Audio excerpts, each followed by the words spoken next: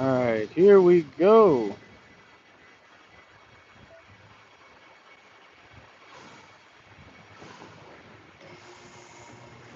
This is our Crosstrek here. It's a 2016 with 125,000 miles on it. And we got milkshake in the coolant.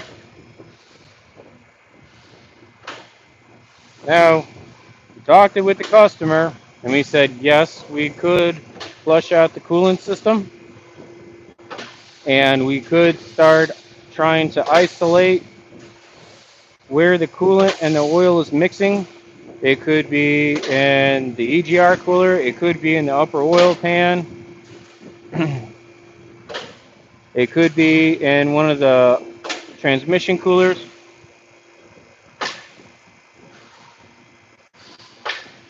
We're pretty much just guessing at this point.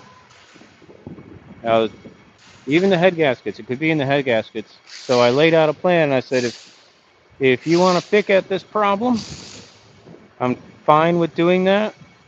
But overall, it's going to add up really, really quick. And if the system, as we fix these, as we guess along the way, and we start fixing things, the problem could get worse, and we could lose the entire short block as a result. With that said, and that understanding, this is, I further explain. When I see this, I just tell people, we pull the engine, and we strip it all down, and we reseal it and inspect, because that's the most cost-effective repair in the long run. The long run. Obviously, if we play the game a chance, okay, we're going to go after a cooler line. We can, but there's just too many places where the oil and the water are going to mix. He understood, which is good. I like it when they understand. Because we could be, like, realistically, over the course of a year, we could put $2,500 into this car trying to make the mixture go away, only to find out that the mixture is happening in the head gaskets, and now we got to pull the engine, and now we got to do thousands of dollars worth of work. So it's one of those situations where you just cut your losses. And this is a hard decision for people to make. This is not going to be a cheap job.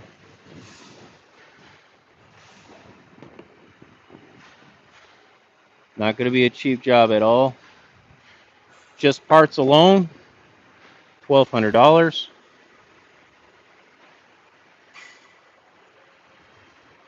Shut up, Siri. Yeah. Just parts alone, we're looking at $1,200.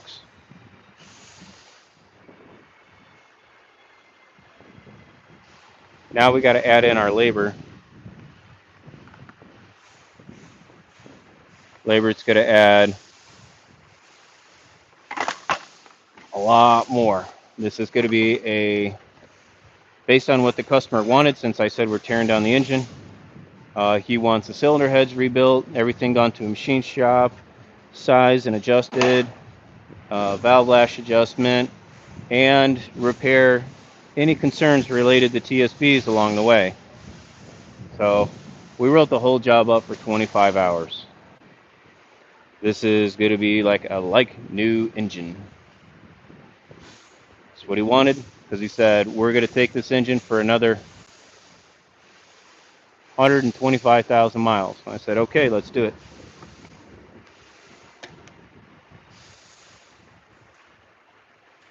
So that seems like a lot to some people, but when you're in the situation like this customer is, where they have this vehicle paid off, they own it outright. So yes, they could have gone They could have just said, you know what, the car's running fine, except for this coolant mixture. We could just screw over the dealership, trade it in, and get another car. But then what do you have? You got another car payment.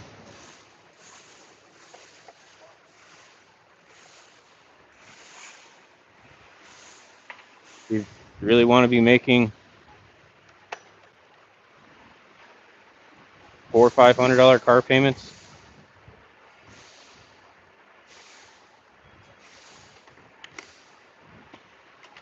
That's kind of where I'm at in life, folks. Is that my missing? I found my missing 19. Hallelujah.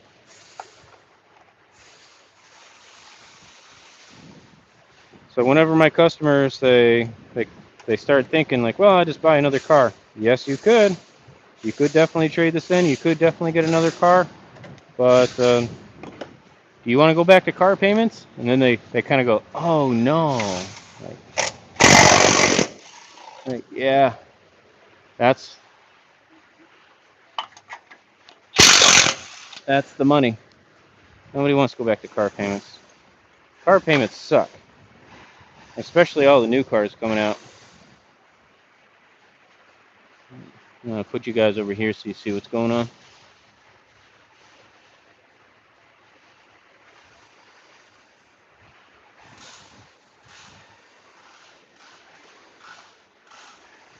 And I drive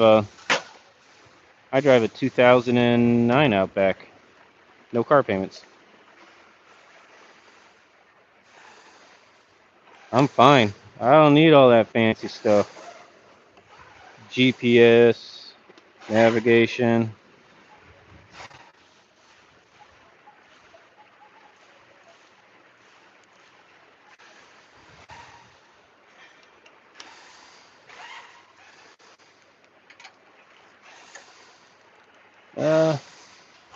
I'm going to lube that up a little bit.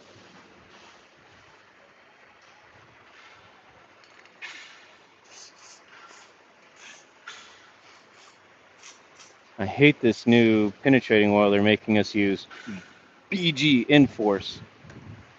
Ah, it's slimy, it's foamy. I just want my WD. Oh yeah, yeah. We're gonna be treating these nice. Yeah, I always like to break these bolts loose by hand. I hate going after it, or I hate seeing people go after it with ooze. Somebody done gone messed up my torch. Uh-oh. That's okay. That's the setting I like. It can be broken there. All exhaust bolts I break loose by hand first before I start zapping them off. Okay? It's a good habit to get into. Y'all see the fire I'm making? Kinda no, right? I'm gonna make fire.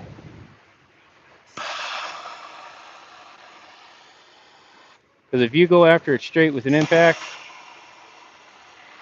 you can very easily jump threads, break the stud, get yourself in a worse jam. So if it ain't coming loose by hand, then that's when I move over to phase two. Phase two is where I'm gonna lube them up, I'm gonna warm them up, and I'm gonna lube them up again. All right? Because here's the strategy that I have. When this PP oil, penetrating oil, burns off, it turns into a gas.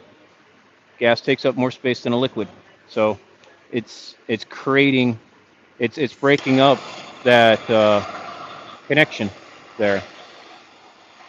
Now you do want to be careful because some of this PP oil is a little bit more excitable than others. That's why I like my WD. My WD doesn't like catching on fire so fast. This BG stuff loves catching on fire.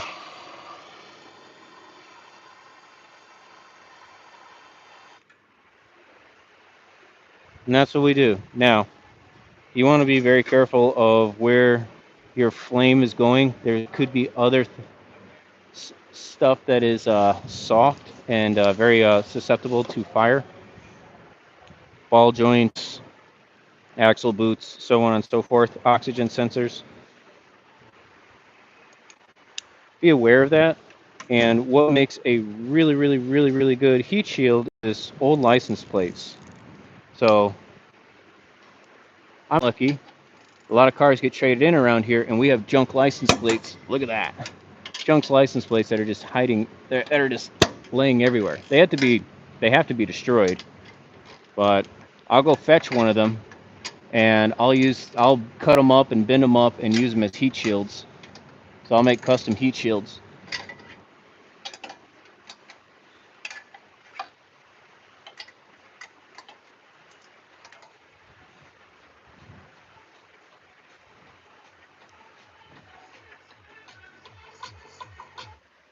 No.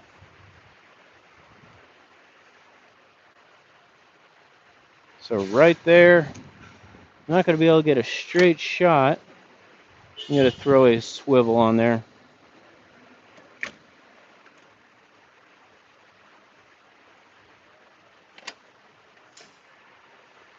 Where did I put that 14 at?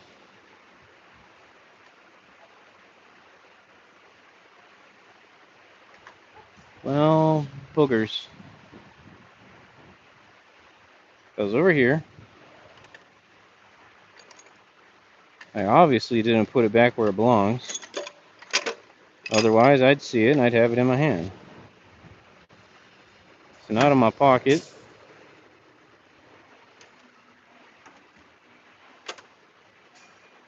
What did my dumbass do with it? I'm going to need that for later on. No, no, no.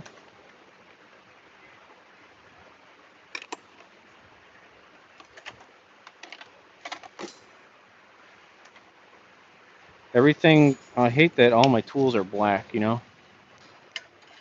Alright, breaking stuff loose, we also want to make sure we get full socket contact. None of this halvesy stuff. It's going to get you into trouble.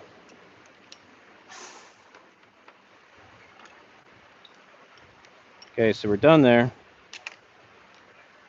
Now we can zap them off because I trust them. Probably still gonna have a little heat on them. Oh yeah, we got some hot tamales there.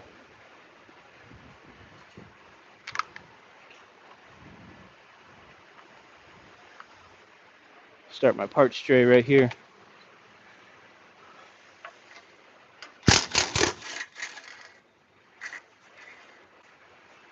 All right, now this particular exhaust system setup, I am starting on the front of the engine, and now I'm gonna work my way. Why is there a rag on my floor? I just cleaned my floor. Somebody throw rags over here. Now I'm gonna work my way back. All right, because if I had started here and here first, this pipe's gonna drop. It's gonna pull on that flange, and it's gonna put weight on that bolt. And it's going to cause it to cross thread. Really common mistake, especially on the BRZs. So let's not do that. That's how you can avoid breaking all this stuff. I hate this stuff.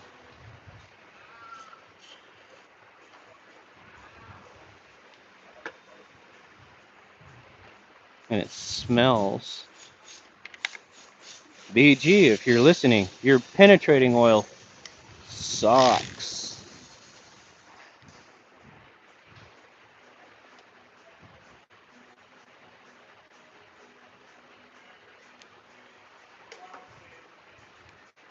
I'm a good old-fashioned boy, and I like my WD-40. Call me Hank Hill, but I like.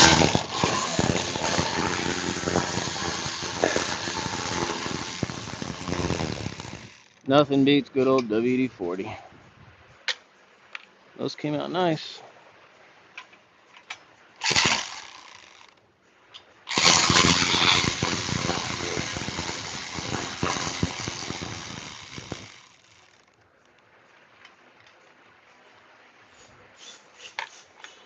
You're just now coming in and you didn't read the description, we're pulling an engine.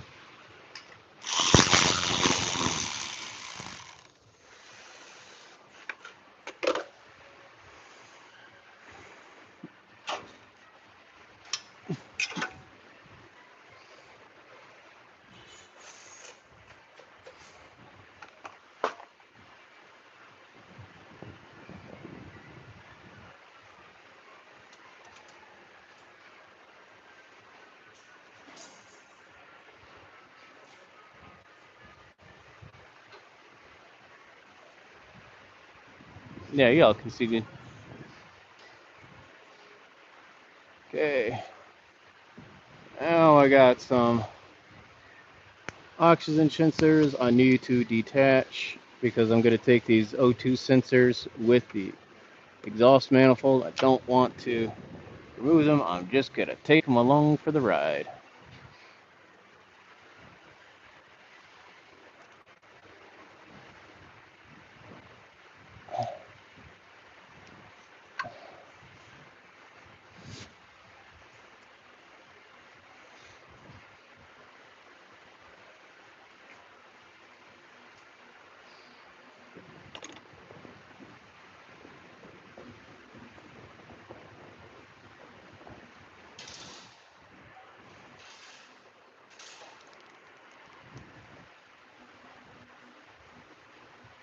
I need to get a new 14 deep. I do. I think I've permanently misplaced my 14 deep. Oh well. Shit happens. We got a good run out of it. Good 10 years. As soon as I buy me a replacement, I guarantee you I'm going to find it. That's how it always is.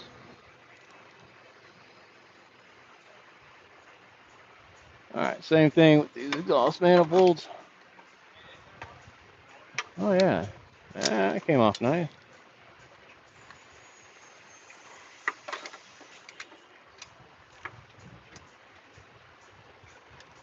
Looks like I'm going to get some exhausts. I'm going to get some new engine ground straps. These look kind of corrody.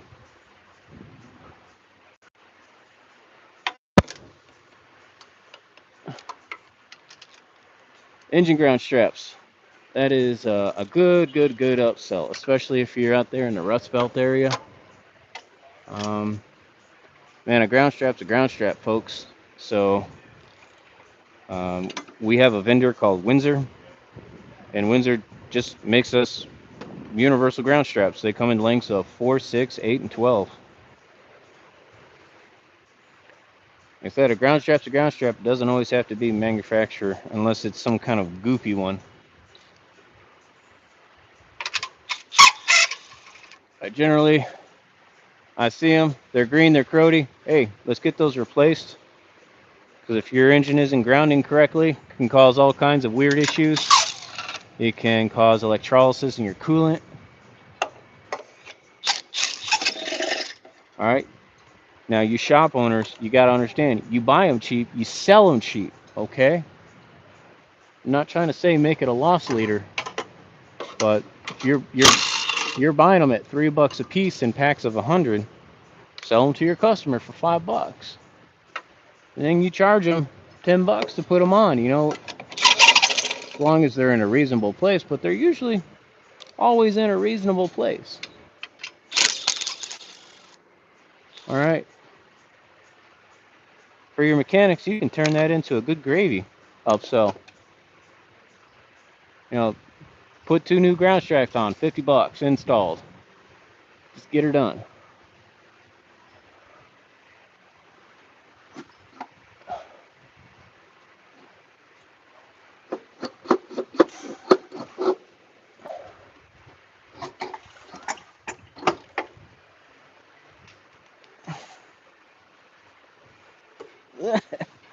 Look at my manifold.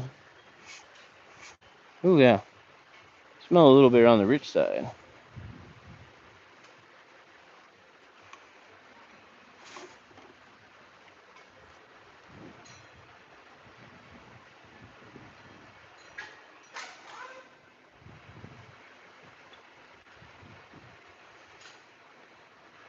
So another good interval that you can do is preventative maintenance on your vehicle. It's your oxygen sensors. I know they're expensive, but they do a lot.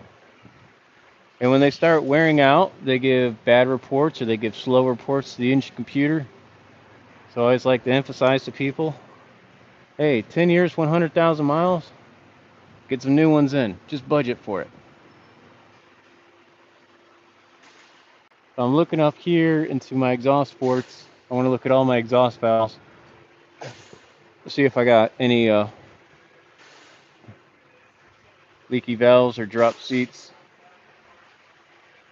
or I'm sorry, stims.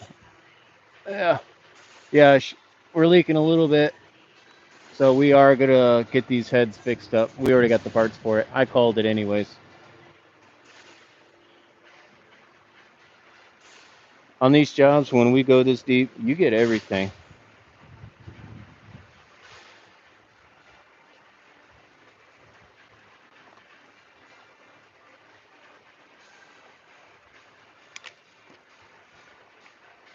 I know some shops will give you a cheaper rate because they'll piece the mill together and they'll only put on what they see as visually bad. But truthfully, when you're this far along, what do you really want? You want the thing to last. You want it to run right. And quite frankly, when we do these kind of block overhauls, I do everything. Or you can find another tech because I don't want to put my name on it. I don't want to warranty it because we left variables behind that could influence a problem. Does that make sense? These aren't your granddaddy's engines anymore.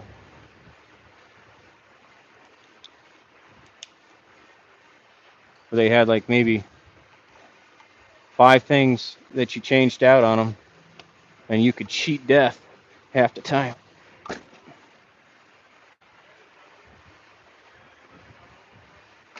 All these new cars that have been developed over the last 20 years, they got some super high tolerances. They're doing crazy things. We got 1.5 liter engines doing 300, 350 horses. It's crazy numbers. So give it the respect it deserves. There's reasons that these little grocery getters now are getting such high mileage. It's because we have such tight tolerances.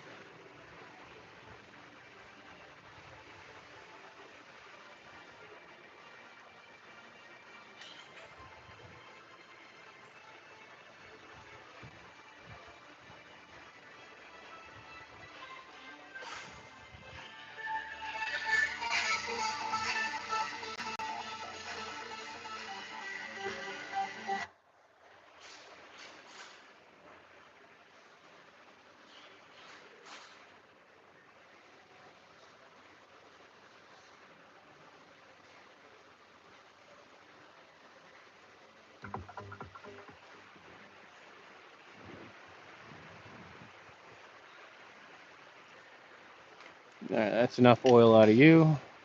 We'll catch the rest of it on the engine stand.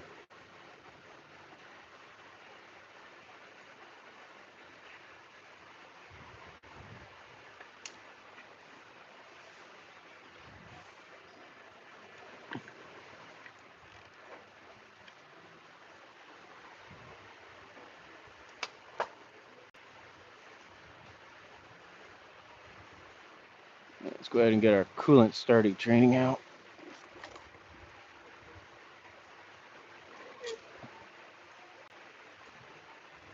This will be the messy stuff.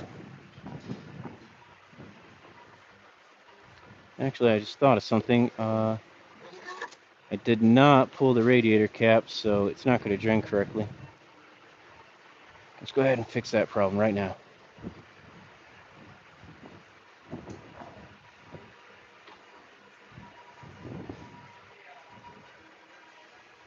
right.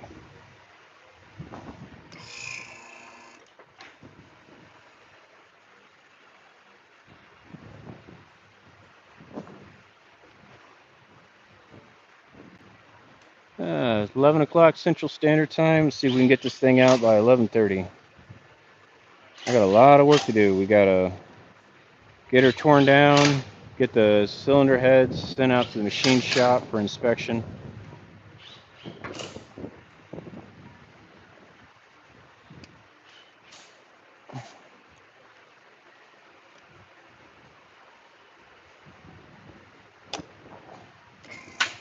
Then we gotta start doing a huge AC job on a Legacy. The compressor imploded, shrapneled all through the AC system. So everything's got to get replaced. Could have been easily avoided had people had just been aware that you can't run these AC systems into the ground. I just don't see it enough. Too many customers and too many shops, they're taking their AC systems for granted. Just because it blows cold air, they think it's working 100%. No, not necessarily. All right. I stress that preventative maintenance is the best maintenance on your vehicle. You want a car to get 250,000 miles out of it, okay? You have to do inspections on things. And those inspections sometimes can cost you money if you don't have the tools to do it yourself. So an AC system inspection should every 3 years, 30,000 miles. You need to get your pressures checked by a qualified trained person. Not that dude on the south side with the little cans of death from Wally World and his Harbor Freight gauges. No. You get somebody who's skilled and knowledgeable and trained on AC systems.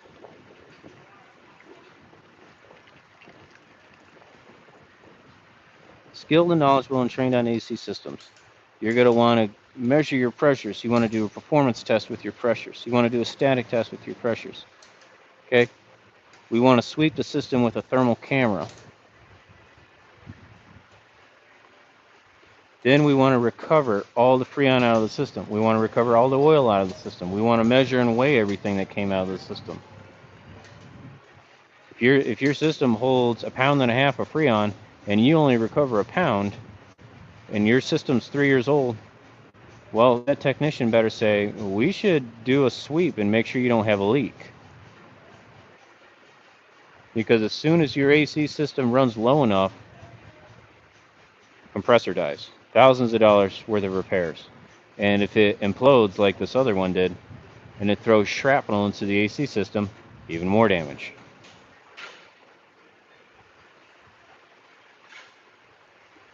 So I have a $300 service here that I sell. It's called an AC tune-up. And I sell that for, it's $300 flat. We sell it for, it's $300 flat for R134A. 1234YF, it could run $400. But the reason why we price it a little bit high is like that comes with the sale of 2 pounds of Freon. With 1234YF charging out at $125 a pound versus 134A, which is about $7 a pound, that's the maximum allowable that could be charged into the system. Obviously, if I recover 1 pound out of your system and you need 1.5 pounds, I'm only going to charge you for 0.5 pound, and your bill is going to be a little bit cheaper. But I like to give you the bill for the worst case scenario. So I'll do all my diagnostic pressure checks, then I will recover and weigh the Freon and measure the oil that came out of it.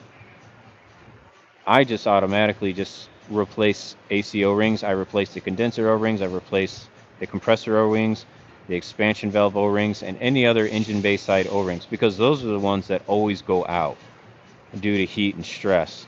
The ones inside the cabin very rarely go out. They can live for a very long time because they're in a nice temperature controlled environment. Now obviously if your AC system has been working for 10 years, you get an overhaul. But this is for preventative maintenance, a system that is currently working. So most of the time these systems only just need a little bit of a top-off charge, and it's very, very normal for an automotive AC system to leak 5% of its charge every single year.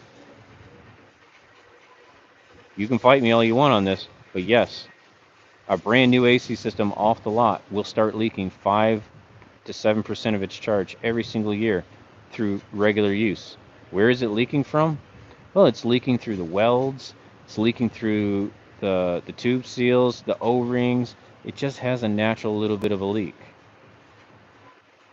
Now, why doesn't your home appliances leak refrigerant like this? Well, because they're sealed completely different. Okay, one continuous piece, everything's brazed together. Even when the technician shows up, he has to cut into the lines, and then he has to crimp and braze his connections when he's done. They don't do that on automotive. Everything's fitted together with O-rings and fast fit connectors, and it's at those connection points is where they start seeping out a little bit.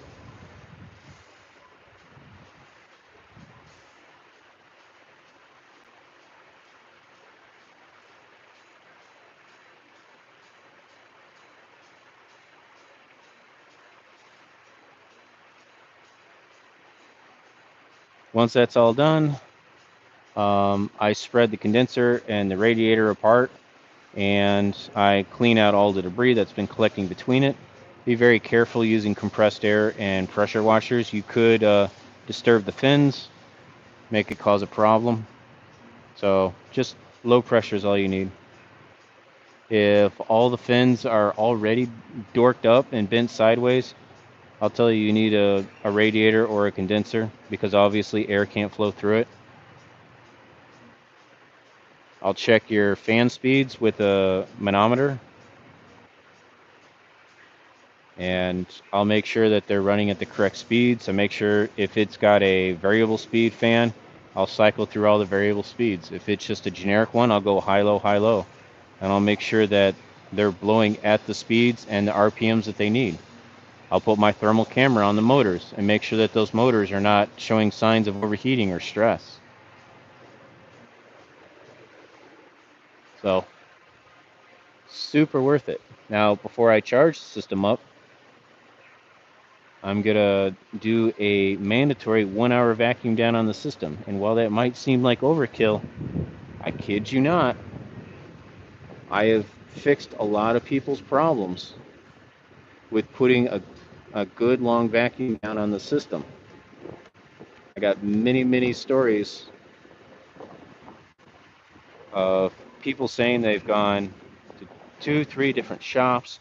They've had everything replaced in their AC system, and it's still blowing at like 60 degrees. So they got new fans, they got a new condenser, they got a new compressor, they got a new evap core, new expansion valves. Nobody can figure it out. So they're like, I'm just gonna go to the dealership.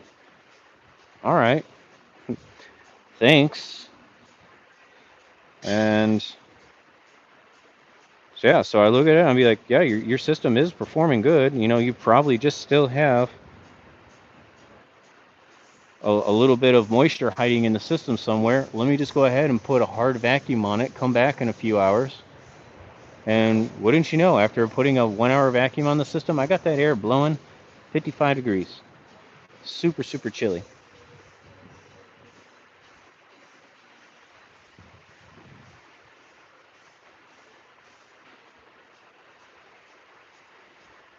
And you know, that's something that I don't have to clog up my bay with when I do that.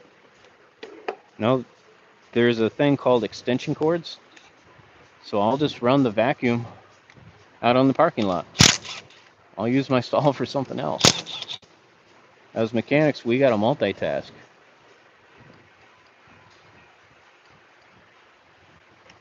I got new hoses, so I'm just going to cut them off. Don't worry about that later.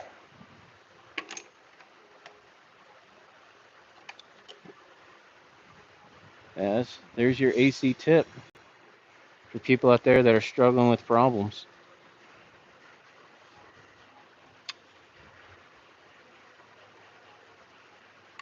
You know, if you're a shop owner, if you're a shop owner and you sell AC diagnostic and AC system repair, you are losing so much money by not sending your mechanics and your technicians to annual training. Seriously.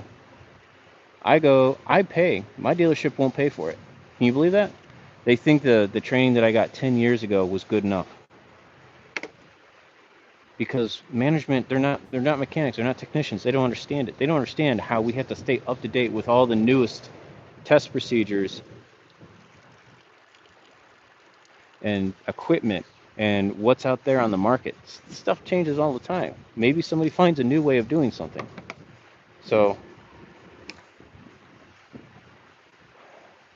I spend about $300, and I take 2 days off work, and I go to an AC workshop. It's 2 days long, runs about 10 hours for the 2 days combined. It comes with lunches.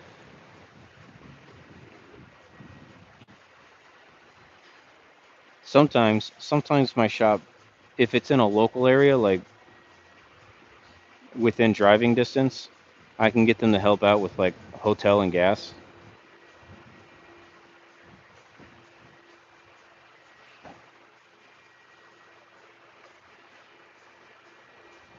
But I get so much good information when I go to these workshops, folks. Okay, I learn how to use my tools better. I I collaborate with other people. We do case studies. All right. So the first day, we go over all new stuff that it came out. We do review, and then from there we start doing case studies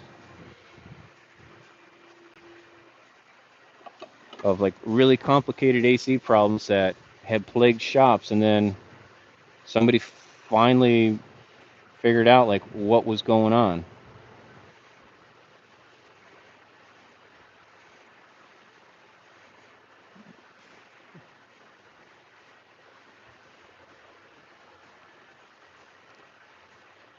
Because some of the best case studies come from those auction cars. And when you're buying cars at auction, man, they bounce in and out of shops so hard. You don't know who's stabbing what parts on what.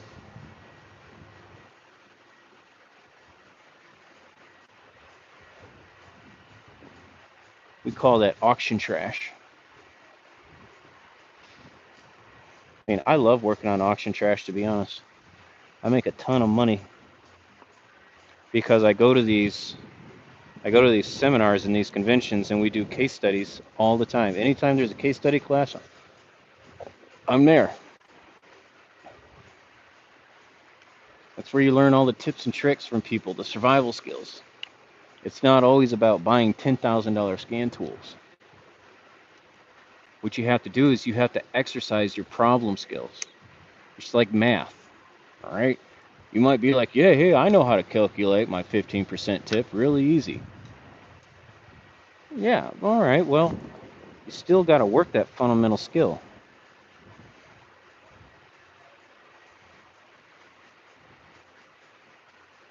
All right, let me double check my. I got to get some bell housing bolts out now.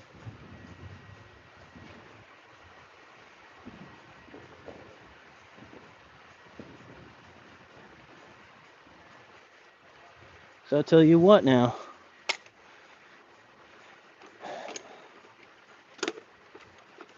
The 80s and the 90s technician mechanic mentality, it's gone. You're not going to find that in your mainstream tech anymore. You're not going to find that in your main shop anymore. Shops want mechanics to be bumper to bumper. What does that mean? Well, in the good old days, as the mechanics say, you could just pigeonhole yourself into one class, right? You could be the tune-up guy. You could be the brakes and struts guy. Hell, you could make a career out of just doing alignments. Can you believe that? So people back in the day were very happy to just pigeonhole themselves. But now cars are coming super more complex. Okay, we got to understand network. We got to understand how to read computer networks. We got to do software updates. Oscilloscopes is used every single day. Voltmeters, electrical diagnostics, reading wire diagrams, reading theory and operation books. So when they say we need a bumper to bumper guy, that means that we need somebody who can do engines, transmissions, struts, brakes, electrical, diagnostics, heavy diagnostics, breaking out scan tools and oscilloscopes, voltmeters.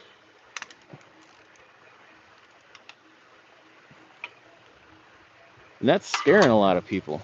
So that means more tools. more of your own money.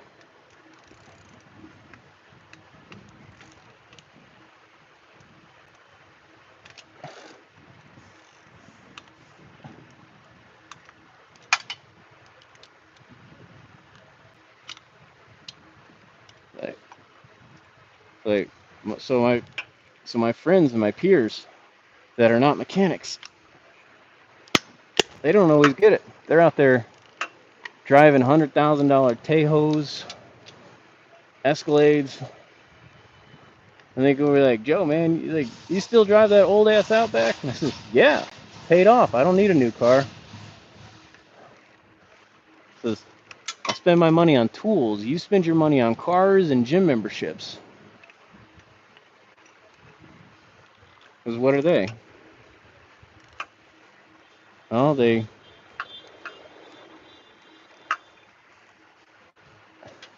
work a different lifestyle.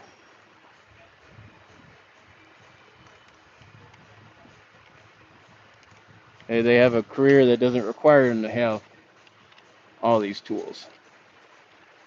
You might think that that's a better career, but guess where they have to spend their money on? They have to spend their money on somebody who's invested in this.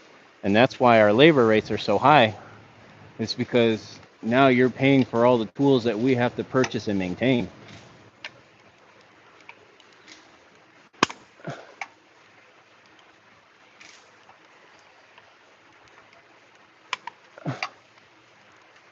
Labor rate around here in this area, $180 an hour.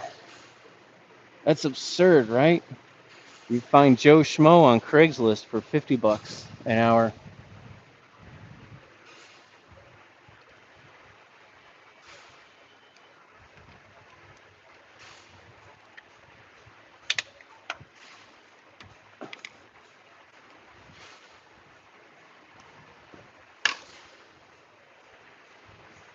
But with me, you're paying for somebody who is staying on top of continual training.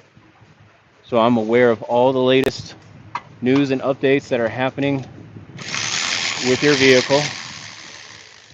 And yes, even older vehicles, updates are still coming out. Okay, I got the correct tools for the job. I got the correct service manual for the job.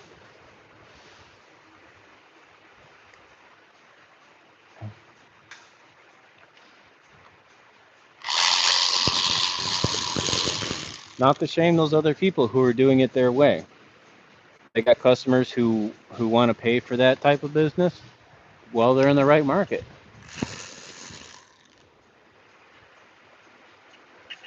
It's like with myself, I need exhaust work done. Okay, let's say, because I'm an honest person. I had a person who came in. They had a busted flange. They had a busted flange on their exhaust pipe. Well, my shop, we don't do welding. We don't weld exhaust, I should say. We have a welder, but we just use it for making special tools or doing bulk extraction. But I tell the customer, I says, listen, I says, we don't do exhaust. We don't got a pipe welder. We don't have an exhaust shop here. And if we're going to repair this, we're going to have to sell you a whole new exhaust system. That's stupid expensive. It's not worth it. Here's the name of a shop that I've vetted.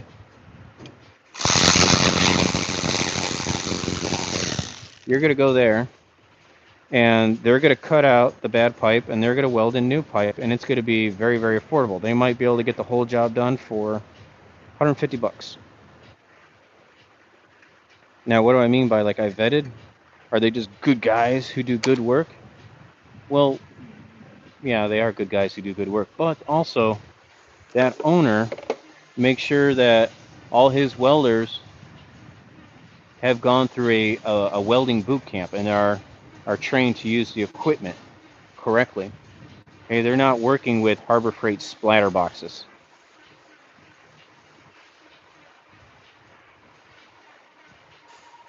Okay, you're getting good welders They're using argon gas, so all your welds are shielded. They're going to warranty their work. They're going to warranty their welds applicably. And that's what I like about them.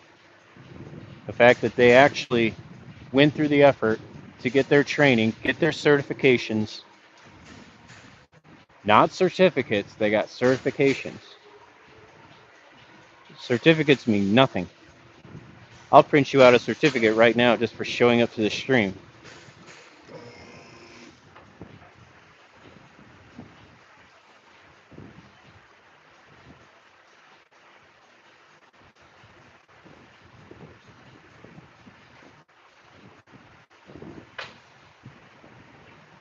I got clearance. I got clearance. Always got to double check my clearance.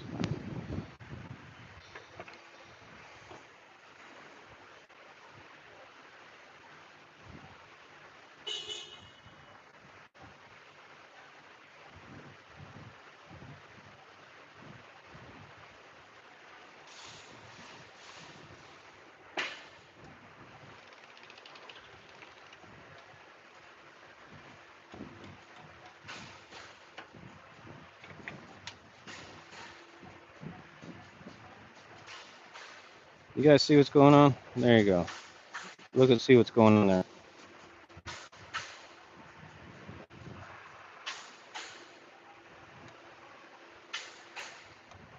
Sorry if I'm not playing around with you in the chat, but this is a watch me work video.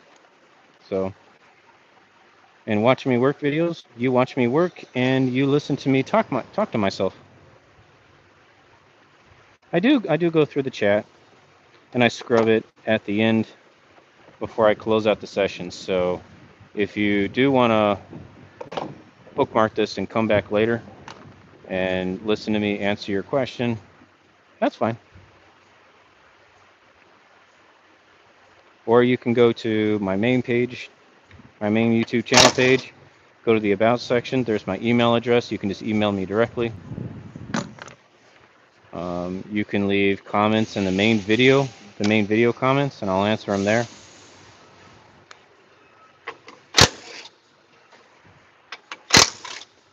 But I can't allow myself to get distracted. If I'm not completing work, I'm not getting paid. I don't get paid hourly.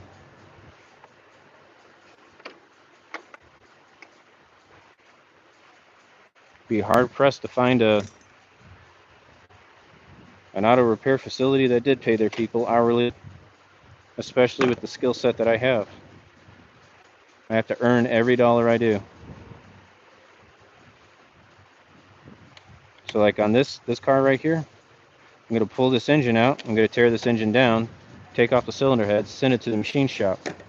If that machine shop takes 4 days to send me my cylinder heads back, that's 4 days I'm not getting paid on this engine because I need cylinder heads to complete the job. You know what I mean?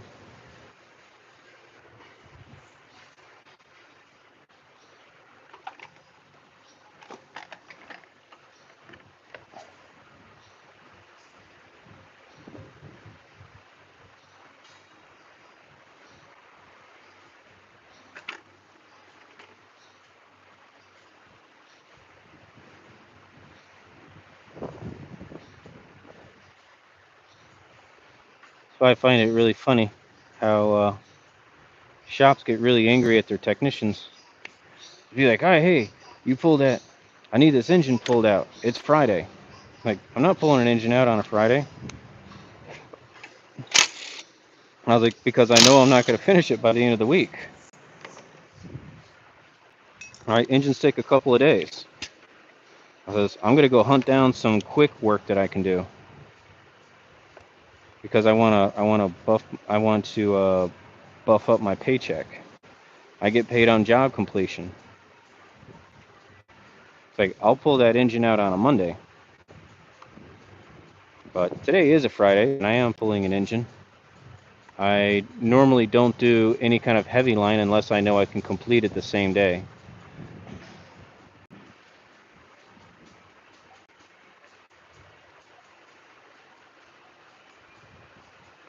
But this is a particular time crunch job.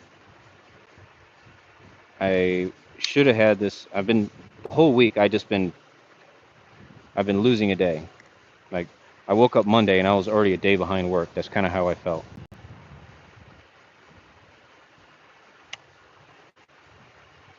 And I lost my yesterday because I had a morning appointment at the dentist, and that was like a 9 o'clock appointment. So I really couldn't start anything. I really didn't want to start anything that was going to make me dirty and sweaty going into the dentist office, because that would have just been rude. So I just told the boss man, I'm like, I'm gonna go straight to my dentist appointment at 9 o'clock, and then just start the day right after lunch. So I lost the morning. Then I had school uh, at 6 o'clock, so I couldn't even stay late and make up for my time lost. So I really didn't get anything. Wasn't able to start anything serious.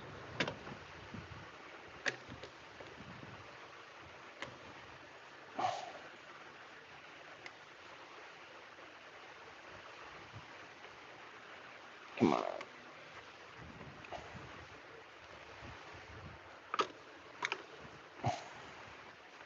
So this week is a little bit weird. I'm kind of breaking my rhythm.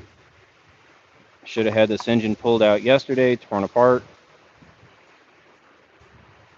These cylinder heads should be at the machine shop this morning. And if I would have done that, I may or might have been able to get a one-day flip and drop this engine in tomorrow. That's a hard if.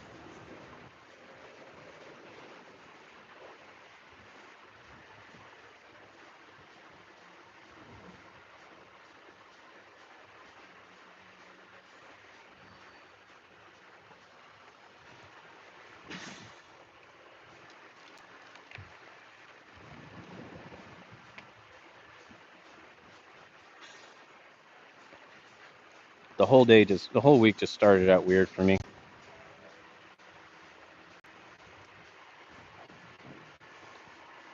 I sweated through my gloves. Now I need to get a new set of gloves on, but I can't put gloves on with wet hands.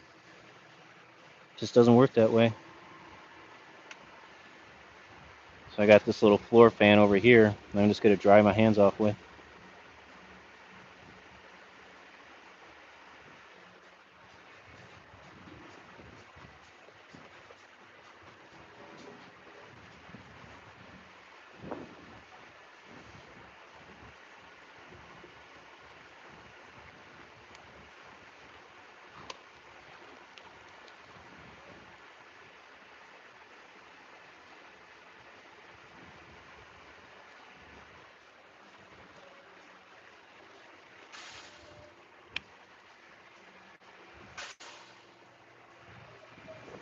Alright, let's get to work. On this passenger side, I got some engine harness stuff to disconnect. That came apart very nice.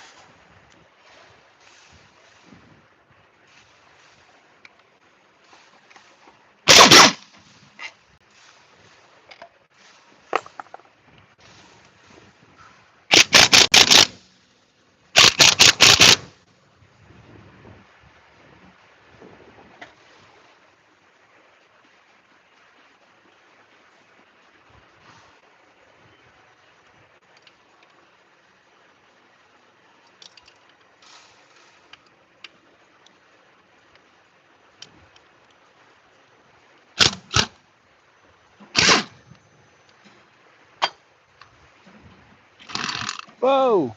Well, that nut fell through. I gotta figure out what I'm gonna do for lunch today.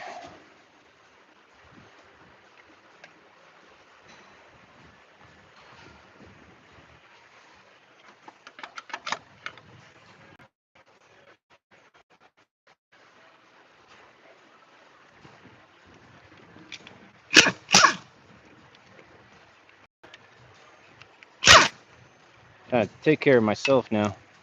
I finally started getting my exercise routine back together. I was a horrible, horrible, horrible, horrible, horrible human being for like the last 4 years. My health was in the trash. COVID took away all my enthusiasm for working out because I was a big gym rat. Then COVID hit, all the gyms closed.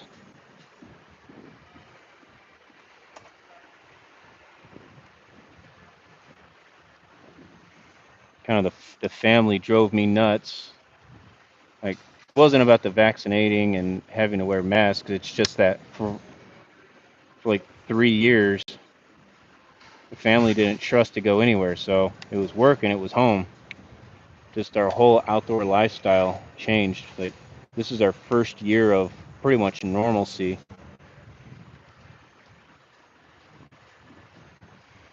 So when I look at how old I am, I kind of get sticker shock and I go, damn, I'm really that old.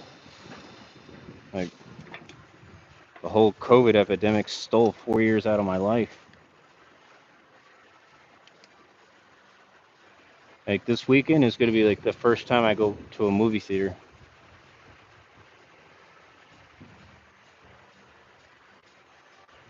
I did catch COVID. I got I got one solid spell of it, but I did stay up to date with all my shots.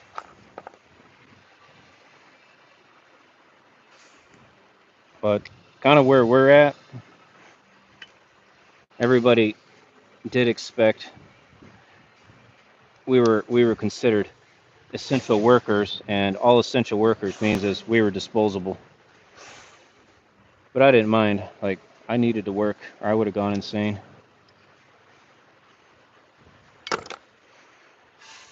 So I just planned on catching it, but I kept my body strong. I kept my immune system strong, and I know what helped me get through it was my previous workout routines. Had a good cardio system. I wasn't a smoker. I wasn't a drinker. And when the vaccine was available, I jumped on it right away. So when they did say, "Hey, you tested positive," it was only because somebody else in the shop tested positive. And when somebody else shows symptoms, they test the whole shop. And they were like, "Hey, you got COVID." Oh, really? I did end up losing like my smell and taste for about 3 months, but I didn't have any weakness or fatigue. I just had the loss of senses.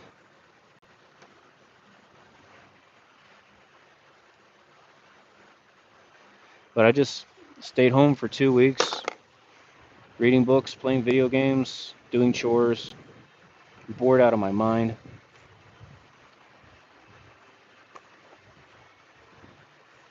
Nobody in my household contracted it while I was sick.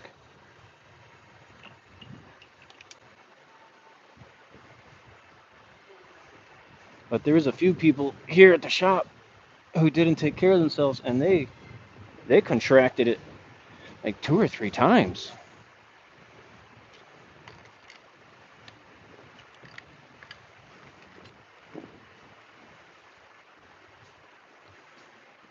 I know my mother-in-law, she's refusing to get vaccinated, and she's like on her fifth contraction. I can't believe it.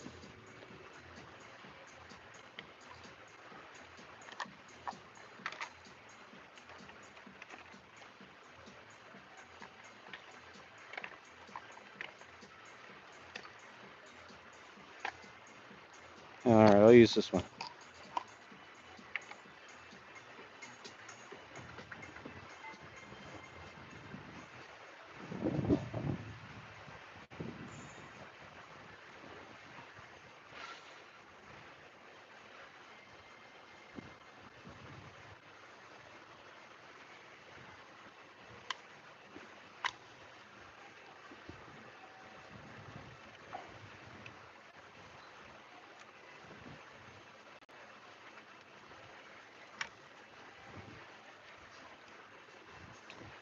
I'm gonna need a 12. I gotta get this transmission cooler off.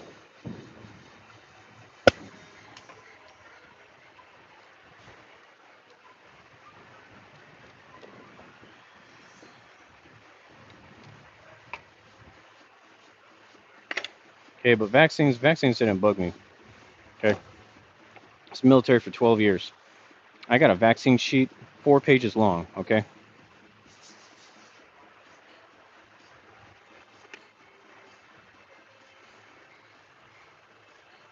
like anytime I deploy, I gotta get all kinds of vaccines because I'm usually going to like third world countries where they don't have any kind of vaccine standard over there.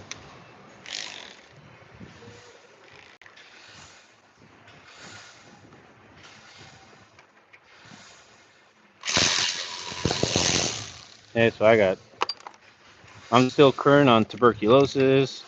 Right before I left the military, I got my last round of anthrax. Shoot, I had a deterrent once when I was traveling through Africa. They gave me a booster shot for rabies because they just have so many wild animals running around. So at least if a wild animal bit me, then I had a higher chance of survival.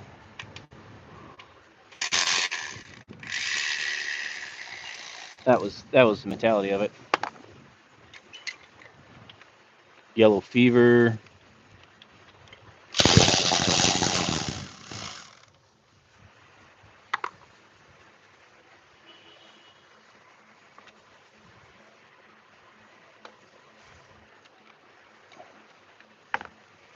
I think yeah, there's a 1% chance that it could not work out well for me. But hey, that's the human race, survival of the fittest.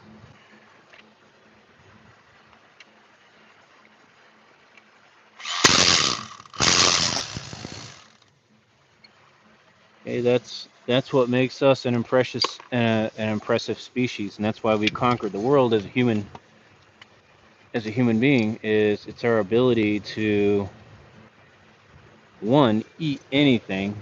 Human beings are like the one species on the planet that can literally eat almost anything.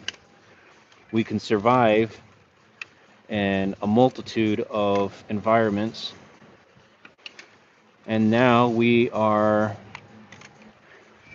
evolving ourselves by making ourselves immune to viruses and elements that would normally wipe out a species in a localized area. That's why we're overpopulating so much, is because we don't have natural causes killing us off that would normally eradicate a species. So, call me superhuman. I think it's pretty cool.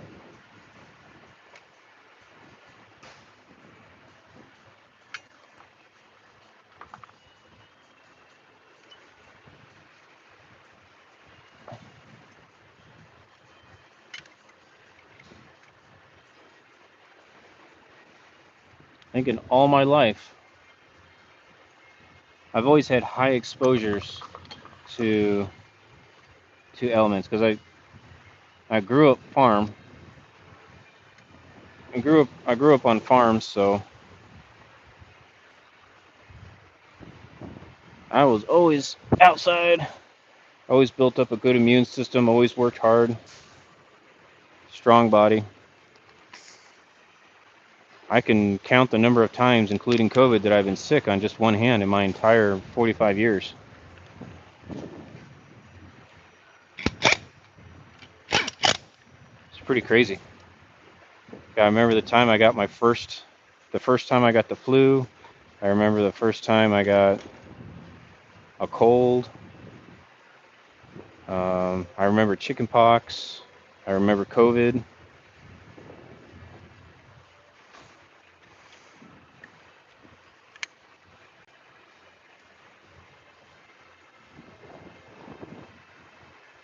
Everything else that I might have suspected I might have been like ill or sick.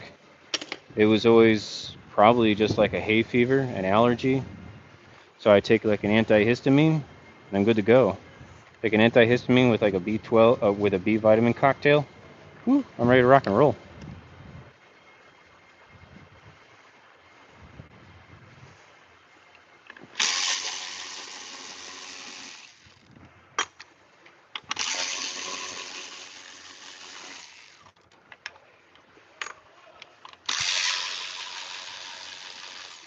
If I did feel sick for any reason between those major incidences where I really was sick, had fevers, took medication, had to actually like lay down in bed, stay home kind of sick. All the rest of the instances, they were usually some form of a hangover or exhaustion. Like, just to be true, like if I called in sick, if I ever took a sick day, you can guarantee that it's either from exhaustion, from staying up too late or working too much, or too much to drink.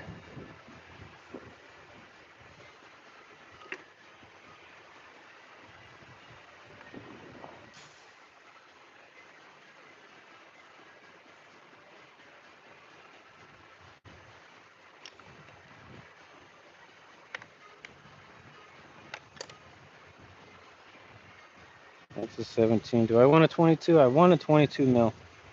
There we go. But you folks got to take care of yourself.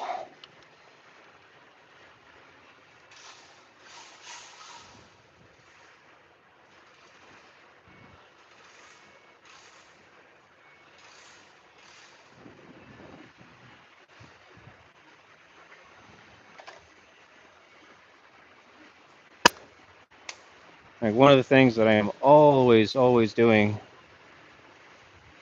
to make sure that I take care of myself is I always every lunch I do a deep breathing exercise.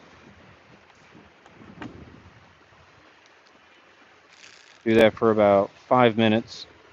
Take as big as a take a big breath.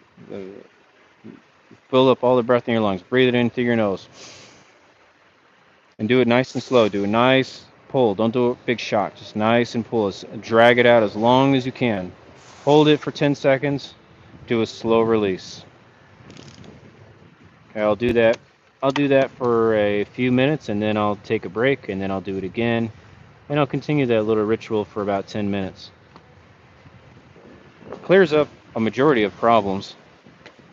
So if you're having muscle cramps, you got some sort of fatigue, do that breathing exercise.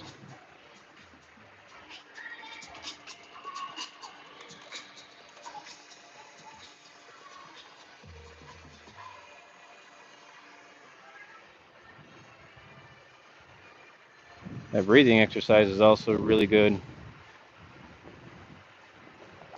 for helping your lungs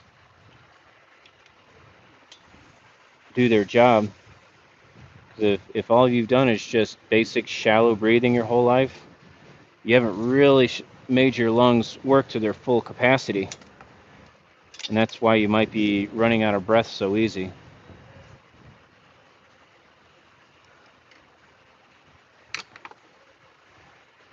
I'm always a cardio person. Love cardio. And I think a lot of people do cardio. I think they get a false impression of what cardio should be. They think that they have to do this horrible sweaty workout. No, not really. My favorite cardio machine is an elliptical, like a gym quality elliptical. I know they sell ellipticals at the Wally World for like $10, but you know they're not structured correctly. They don't put your body in the correct orientation because they're kind of like a one size fits most apparatus. And with these gyms popping up all over the place, like Lifetime Fitness and Crunch, selling memberships for $10, hell, just go get one of those, okay? You got TV on your iPhone. Just set up your favorite show for an hour. Get a heart rate monitor. If you got an Apple Watch, there you go. There's your heart rate monitor. But I say get your heart rate up to about 110. Go like that for an hour. Low impact, okay? You adjust the resistance to what you need it to be to get to 110. So if you want to go heavy resistance, slow speed, go for it. If you want to go a fast pace with a low resistance, sure, do what your body allows you to do. And then just stay at that target heart rate for an hour. If you can do that every day, you're going to be in great shape. Your your heart, your lungs, everything. And surprisingly, like you won't make a big sweaty mess. Like, yeah, you'll perspire a little bit because your heart rate's elevated a little bit, but that's a good way to perspire. Now, if you're just like dripping and dripping and dripping on the floor, and your heart rate's 110, you might want to go see a doctor.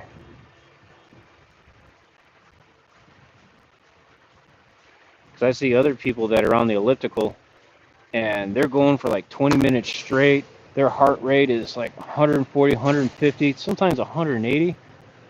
I mean, like, I don't think you know what you're doing. I'm like, yeah, you're doing a really, really heavy cardio workout, but you're doing it, you're doing it, you're you're getting a different result.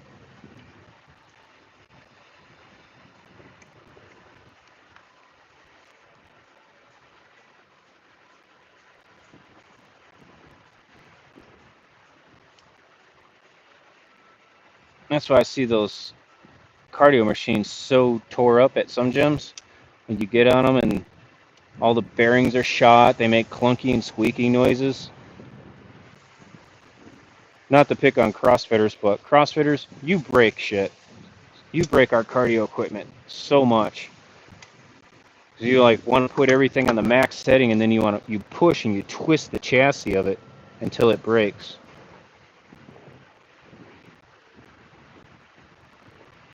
That equipment wasn't designed for that.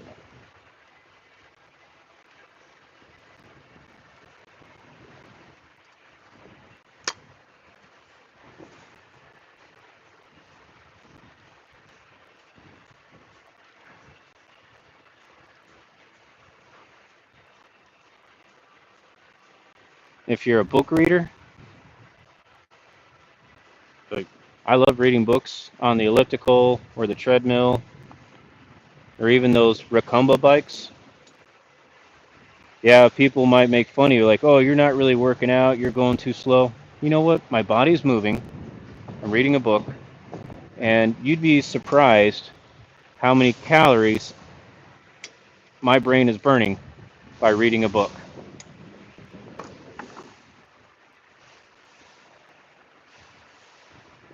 You really do.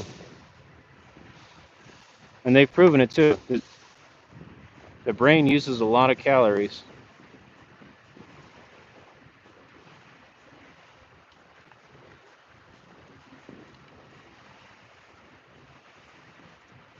Some people might say, oh, I get motion sickness when I try and read on those equipment. Like, well, you can train that out. Okay? Just like being on a boat for the first time. Everybody gets seasickness. That's why I like using those Kindles. If I'm going to read, I'm using my iPad or I'm using my Kindle because I can adjust the line spacing, the font size, so I can change the typeface, everything when I'm reading those books. And it helps me overcome that motion sickness.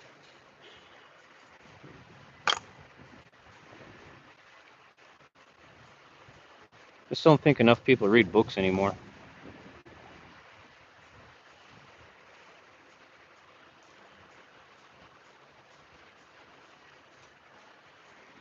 Okay, my torque converter bolts are out. That's good.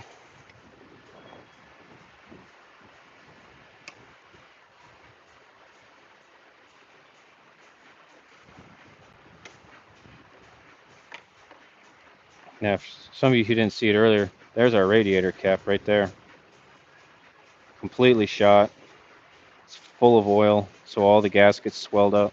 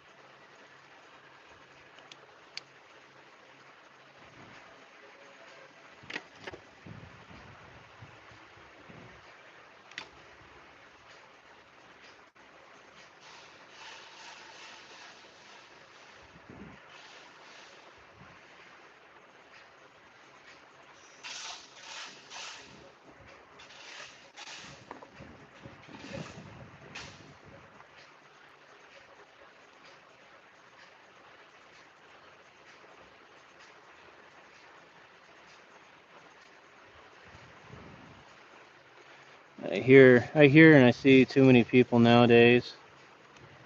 Just, I can just, I see it in their face and I hear it in their voice, slowly just going insane.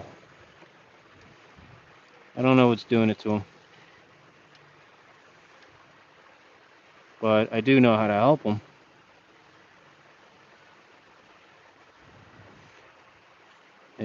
They're pretty much just getting overload. They're getting overloaded with just too much reality. I think that's why people are so addicted to video games, because it's an easy way to break out of reality and just be in a safe place. But unfortunately, video games have kind of just turned into heroin for some people. Some people become an addiction, a fixation. Like, they just, because video games are so easy to give you that instant gratification, it's a dopamine hit again and again and again. That's why it's so alluring and attractive. And they got flashy colors, it's hypnotic.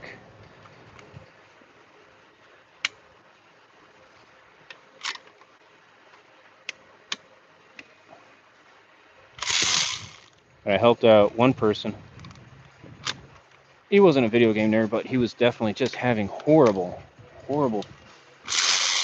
He didn't know he had anxiety, but I was like, dude, you have horrible anxiety problems.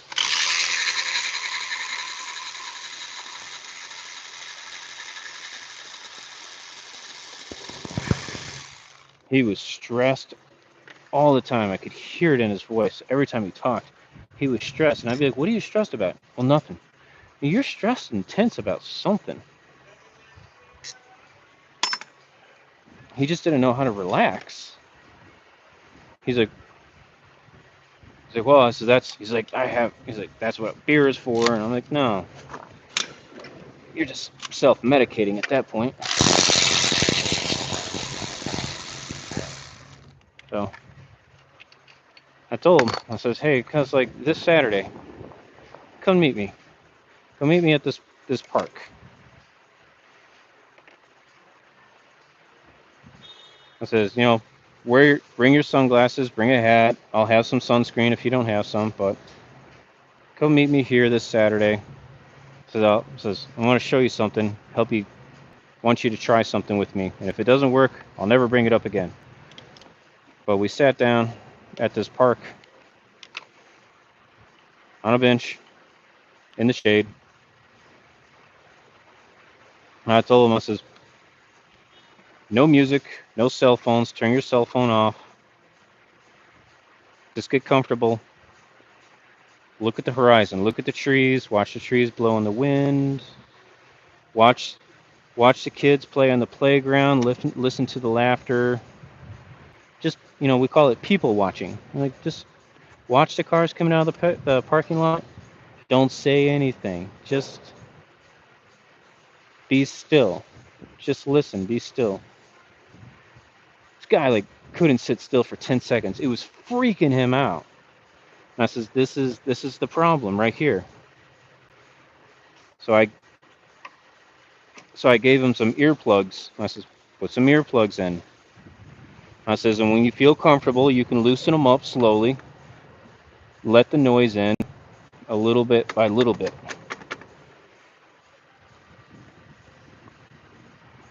But yeah, he was like stupid spooked. But he started feeling better. He started feeling really good after about 20 minutes when he. It took him about 30 minutes to really kind of teach his body what he was trying to do and just kind of cue everything out.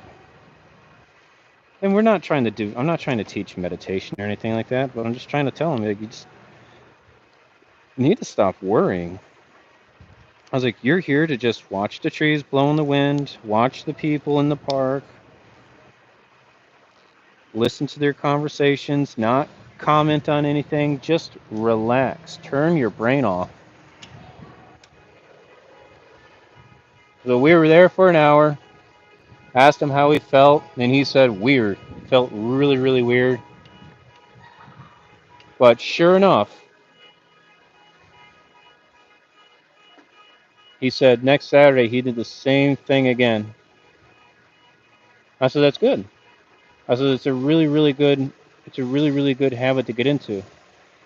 And I says, and you can do. I says you can do that anywhere. I says you can do that.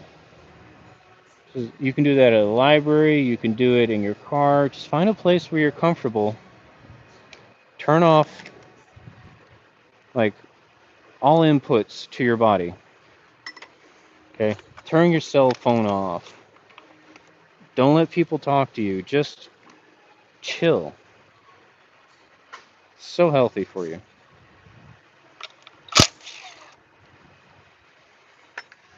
He turned out to be like a super cool person after that. He just didn't know how to relax.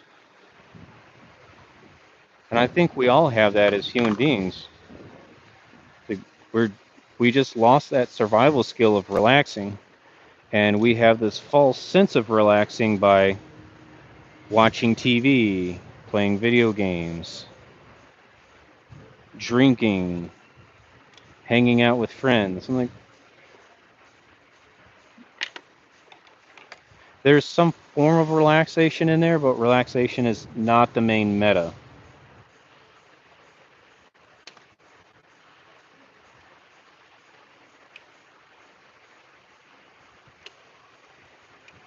Like, do I feel relaxed after playing video games? Usually not. Video games can make you tense. It can, well, depending on the game that you're playing. Well, because some of these games require you to have some sort of reaction time and alerts, some sort of an alert.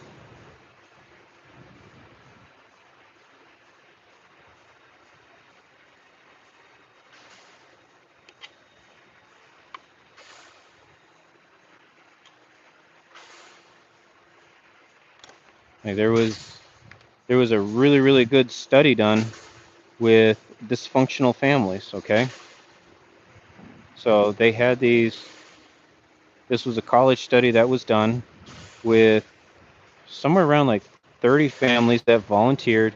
They were just having horrible dysfunction. And one of the experiments that they wanted to do is all the families agreed to have this camera system put up into one room. And it was a room that the college they brought in a table with some comfortable chairs and a puzzle. They had just boxes of puzzles, and they told that family like, "Hey, we want you for so many minutes a day. We want every person to clock in working on this puzzle." So they started out really easy. Like the day number one, like first day, 1 minute. Then like every day after that, they just kept like adding another minute. And they didn't penalize you if you didn't do it, but if you didn't do it, you had to fill out a questionnaire of like, why didn't you want to do it? So if you don't want to talk to the, if you don't want to talk to this psychiatrist, then you did your puzzle time, and the psychiatrist left you alone. So yeah, so some people in the end of the study, they admitted that the only reason why they did the puzzle was because they didn't want to talk to the psychiatrist for 20 minutes as to why they didn't want to do it.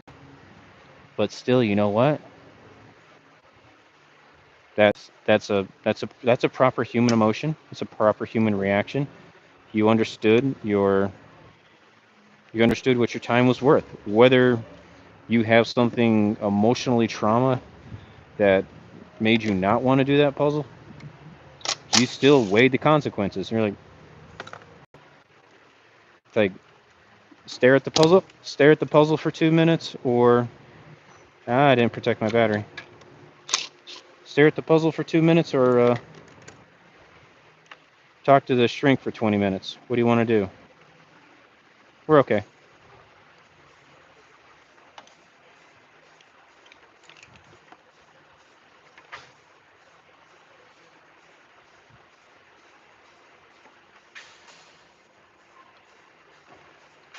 So, where is this all going? What did this all mean?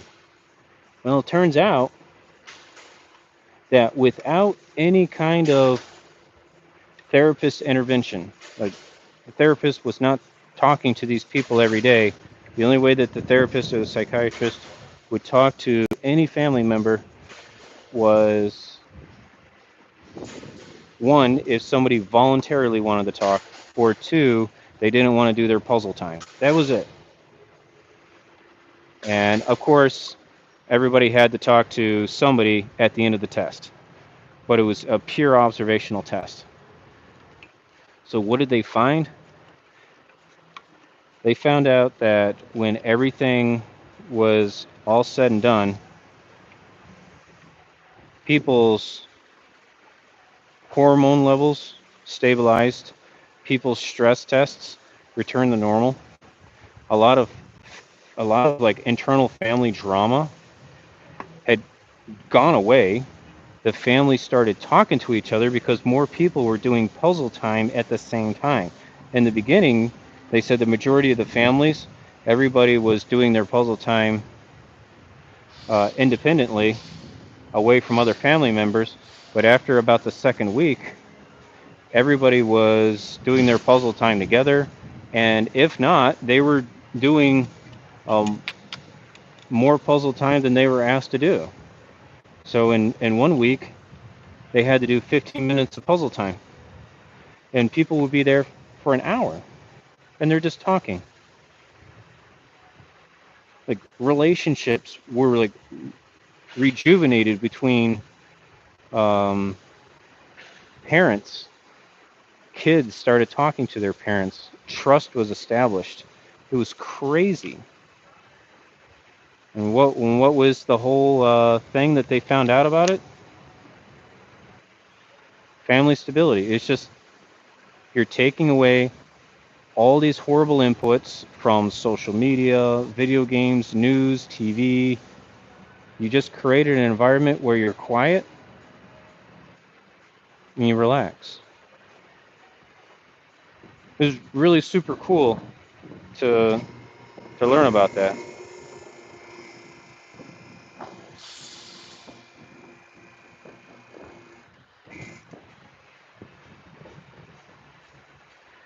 And sure, yeah, you can do puzzles. There's puzzle apps that you can do on your phone. There's puzzle apps you can do on your tablet.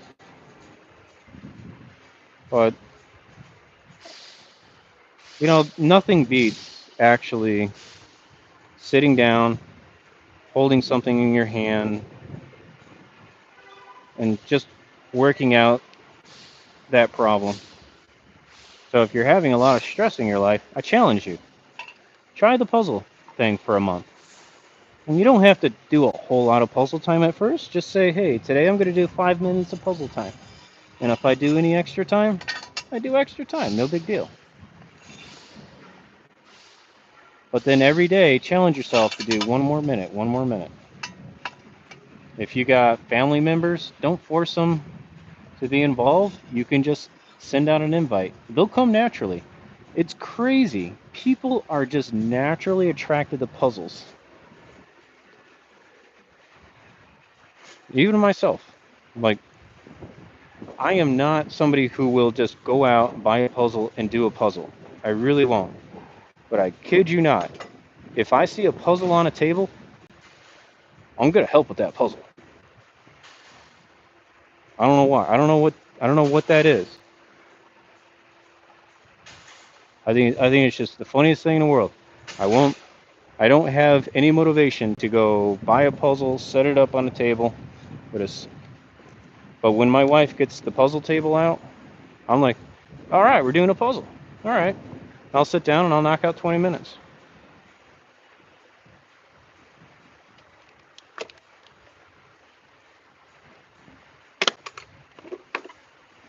Like, the puzzle just brings good energy in. Now it builds cooperation between people on the table. You got to think about how to like watch how people come together to put their puzzle together. One person says, "Hey, I'm going to work on the sky. So if you see any blue pieces, send me blue pieces." Another person says, "Oh, I'm going to work on the border. So if you find any edge pieces, send me edge pieces." Sim- Simple communication, simple cooperation.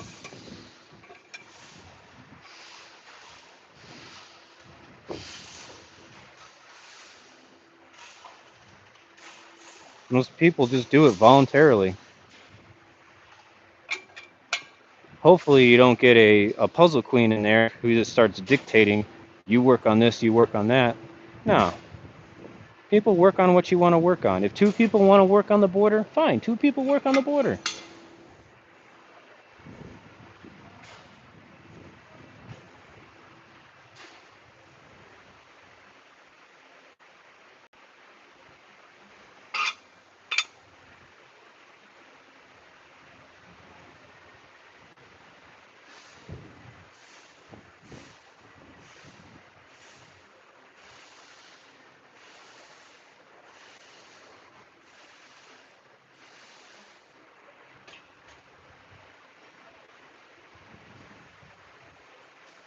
Yeah, 95 people in the room. Y'all left because I was talking about puzzles, huh? Elmer, you guys leave me alone with my fucking thoughts.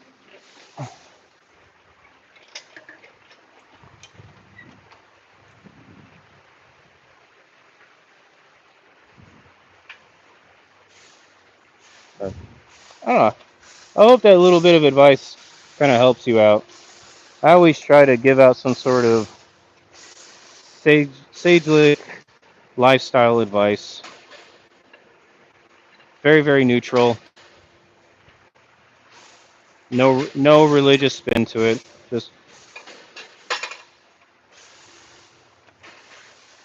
Just be you. Just be yourself.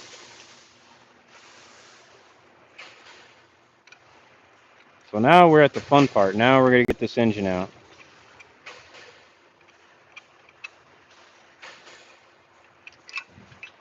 And once I get the engine on the engine stand, I'm gonna take an assessment of where I'm at in the shop because it'll be about 12:30 by the time I get it on an engine stand.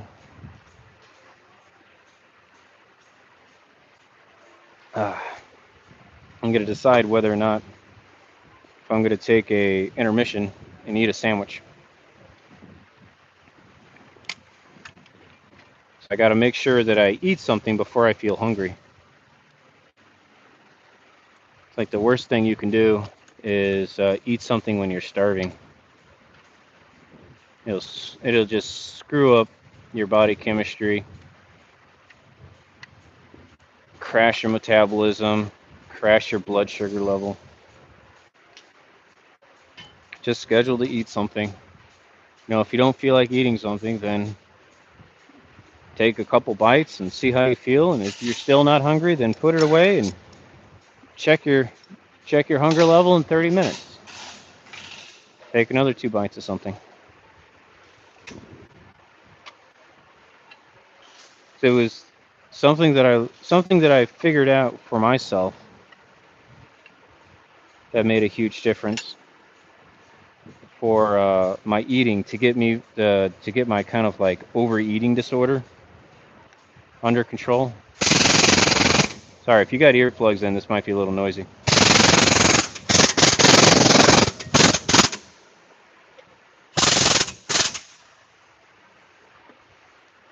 Let's go straighten this out. Let me get this going, and I'll finish my thought.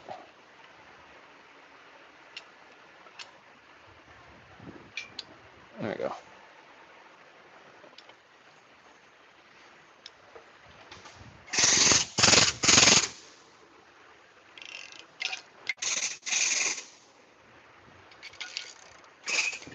There we go.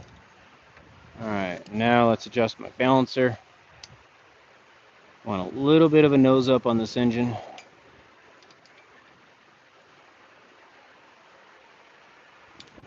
And let's see how things are going. Oh, did I not get my sneaky bolt? Folks, nobody was saying anything. Whoops, forgot the sneaky bolt, folks. Let me get that out real quick. There's a bolt right behind the starter. I call it the sneaky bolt because you have to remove the starter to get it, but then it's very easy to forget about it because you got the starter out and you just move along to something else.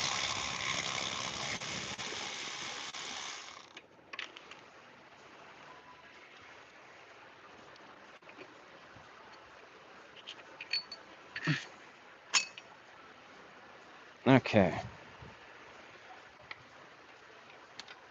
Let's see how she wants to react now. Need to see a little bit of a crack start forming between this engine and this bell housing.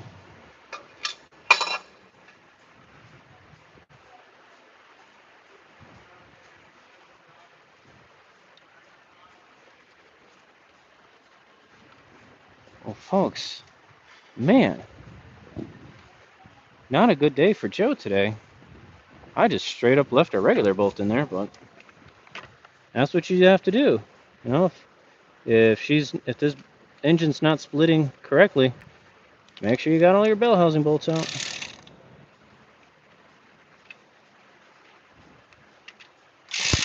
Come on, get on there. There we go. She's on.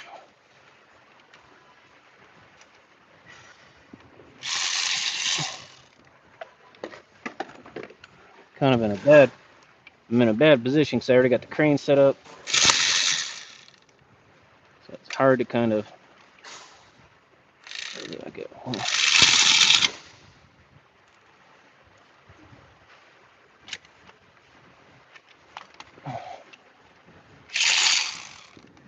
Okay, I'm just going to temporarily remove this bracket that's in my way.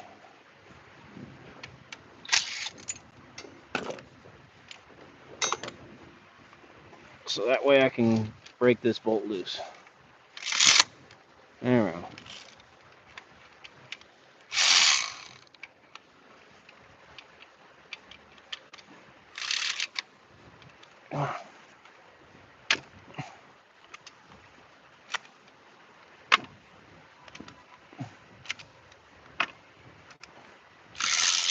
There, alright, she's spinning now.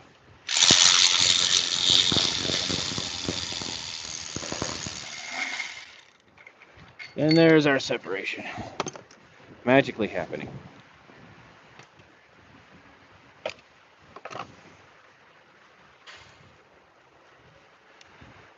Now let's analyze this crack and see how it's happening.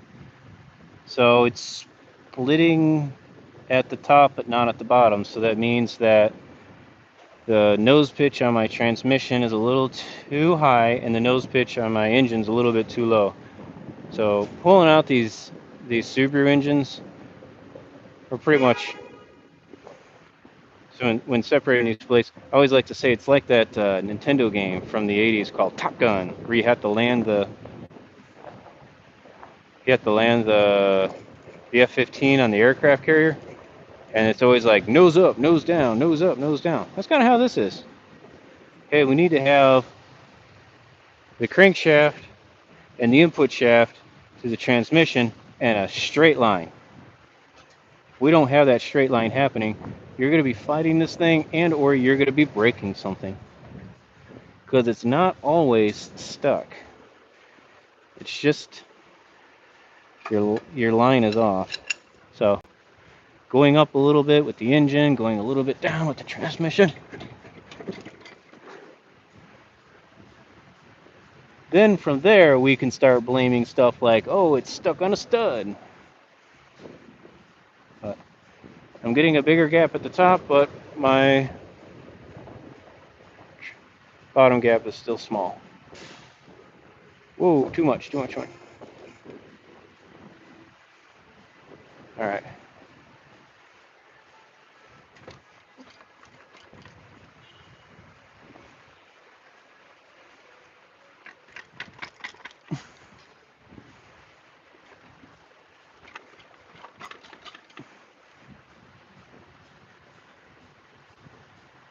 All right. Pick my engine up a little bit.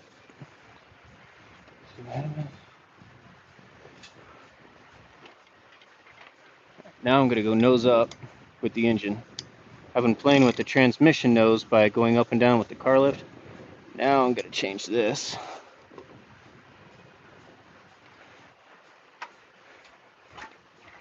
All right, there it is. We are out. Simple as that.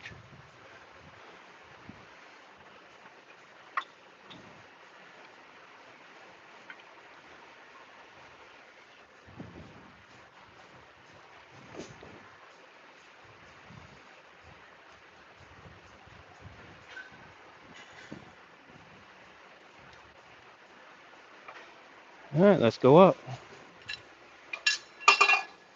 Again, if you got earbuds in, turn your volume down or take them out. The microphone does pick this up in a weird way.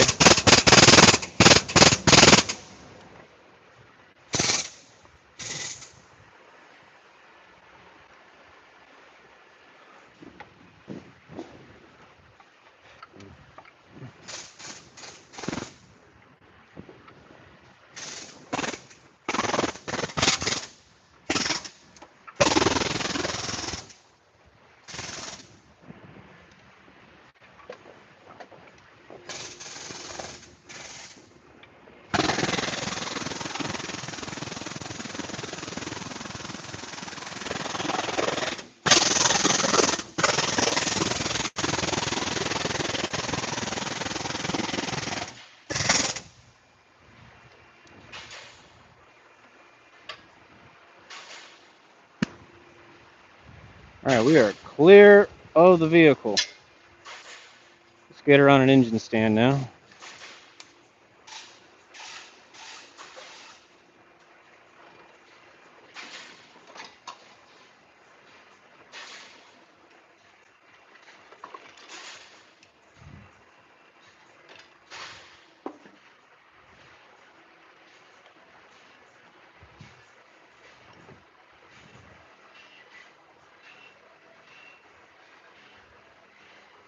We're gonna go on that thing right there.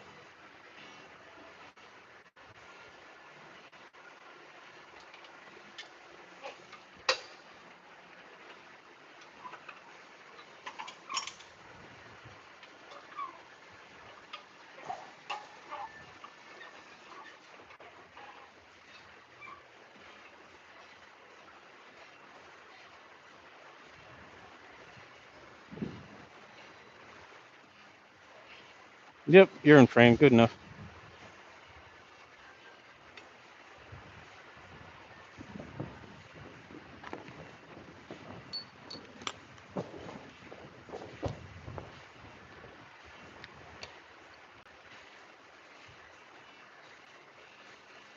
Just got to grab some bell housing bolts. No, 14 mil.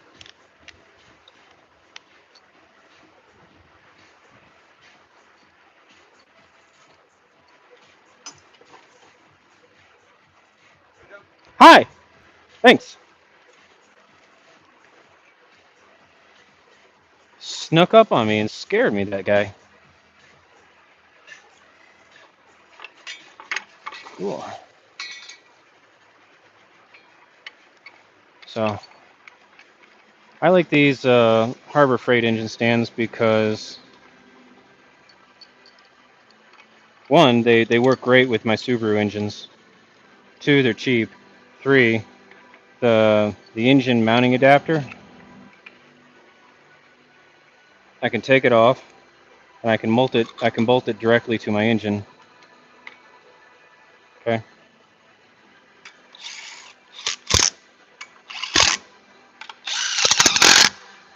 like so.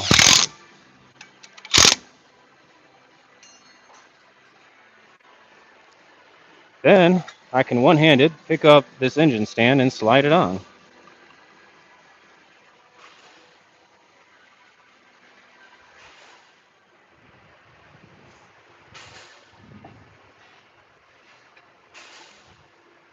And let's set it down.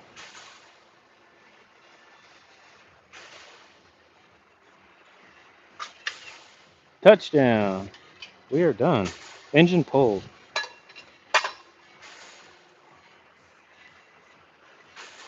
Easy as eating pancakes, folks.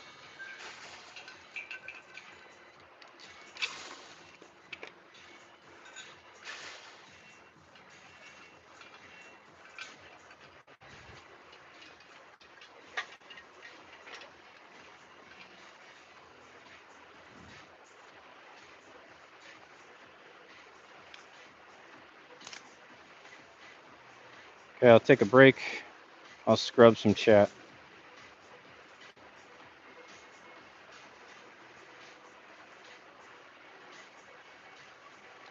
Starting from the bottom, AA gun engine hoist by Otter.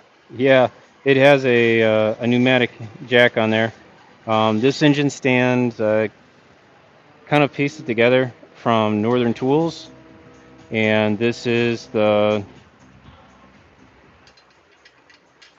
2-ton Big Red engine stand, and it does not come with a pneumatic hoist, but they sell that feature separately for another 150. So about 10 years ago, I got this engine stand, or I'm sorry, this engine puller. And what really attracted me to it was it had casters. Let me just do it this way. How about that?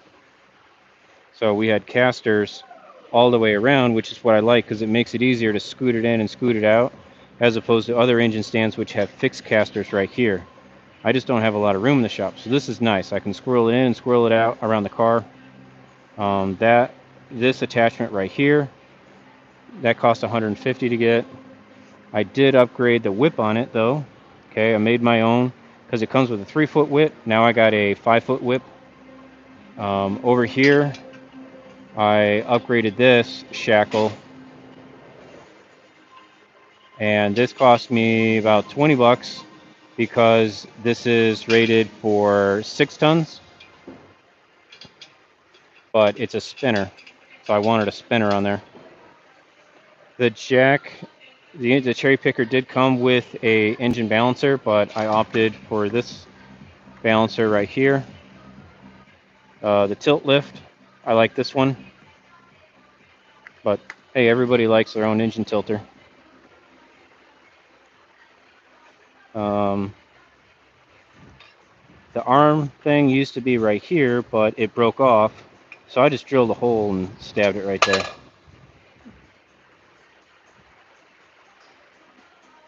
Yeah, that's my thing.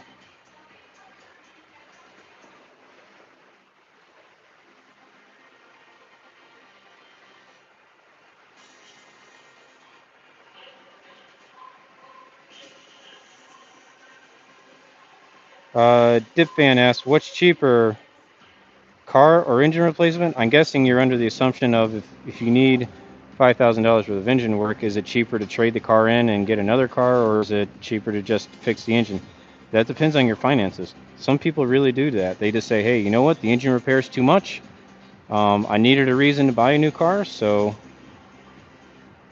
they'll trade it in, and they'll make it somebody else's problem.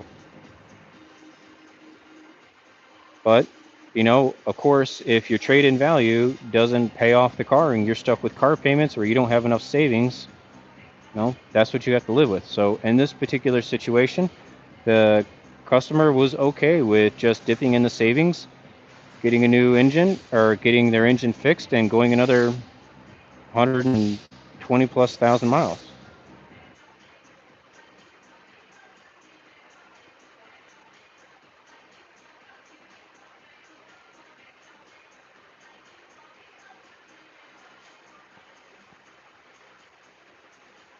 And we're just going to Any of these harassing comments, we're just going to be getting rid of them, so that way that person can't come back in.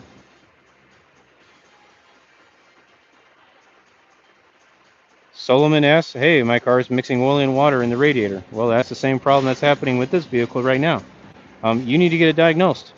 It could be a multitude of things, depending on the configuration of your vehicle. Okay, you could have transmission fluid in the radiator. You could have engine oil in the radiator. You could have you could have a bad oil cooler. You need to get that diagnosed. In this particular case right here, I explained the 3 points of where we could have oil mixing with the coolant, one of them being head gaskets, and the guy just said, you know what? I don't want to pick at this thing over the course of a year. I just want it all fixed. And I said, okay.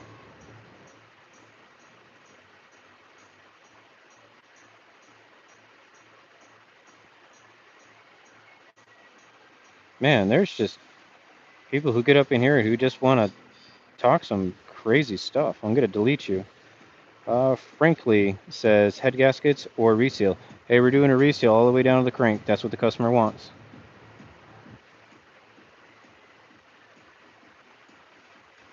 BPP says, God, I miss working on those. Like a moron, I switched over to a Kia shop last year. I had a Kia shop that tried to recruit me. They just built a new dealership in our town. And the way that they tried to hire me was so sleazy. The recruiter said, "Oh yeah, bring us a pay stub so we can see what you're getting paid, and we'll put $5 more on top of it." And I says, "Okay." And I says, "But before you see it, I want it in writing that you're not going to decrease my wages over the next 2 years, and I need that to be signed by the general manager and the president of the company." And he's like, "Why?" I says, "Because I've seen that recruiting tactic enough times where dealerships and other shops that open up, they say, bring in a pay stub. We'll match it and add on $5, no questions asked. But then, like 3 months into your job, they go, well, you're not the kind of person we thought you were, so we're gonna drop your wages."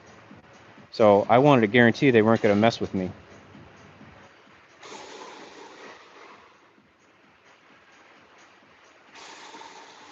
Aurora Gaming says you can make 140K a year in auto collision repair. Yes, you can. You can make a lot of money in auto collision repair. There's a lot of stupid drivers out there keeping you employed, and it's all everyone's got insurance, hopefully, so the pay is guaranteed. So yeah, but you know who also keeps me very employed? Collision shops, because all the collision shops in my local area, they they don't know how to do auto diagnostics. They only know how to fix bodywork, so they fix the bodywork, but then their car still has check engine lights, or maybe now it has a new problem because they painted over grounds, or maybe because they left some metal super sharp and they dragged a wiring loom across it and it cut the wiring loom. Like I had 2 months ago, 2 months ago, I had a collision center come in here and they wanted to know why the hell I wanted 12 hours to fix their problem. They don't understand it because when the car left the collision center, it didn't have any check engine lights. And they did their job and they shouldn't be held liable for it. And the insurance company said they shouldn't be held liable because it's not accident related. I says, well, it is accident related, and the manufacturer warranty shouldn't have to cover this. And I showed where the problem had occurred. I says, you have a dead phaser in the engine from the accident. And I said, and I can tell that the people at your collision center, they didn't do a proper post check. I says, your post check, I guarantee, consists of turning the car on and seeing if a check engine light comes on or seeing if the airbag light comes on. I says, all that means is that you plugged everything up. I says, the code that's setting for this phaser, that requires the readiness monitor to be set. And your your teams don't do readiness monitors. They don't go to these cars until the readiness monitors are set. They probably don't even know how to set the readiness monitors. And this code for this phaser doesn't set until the readiness monitors are set. And the customer drove the car long enough for the readiness monitor to set, and then boom, the code set immediately. And he didn't believe all that. So I showed him on a scan tool and said, code set 2 key cycles ago, 1 mile ago. I says, okay, so that's in the information. I says, look, I says, there's also a PID right here. It says, it tells me at what mileage interval and what key cycle the readiness monitors, they completed themselves. I says, customer did that on their dime. He didn't do it on yours. I says, so that's why every single one of my stories that I write in my work orders, I say I set the readiness monitors, and then I take a picture of the readiness monitors being set with the work order next to it. So I have evidence saying, hey, I set the readiness monitors. It's one of those new training things that aren't being enforced.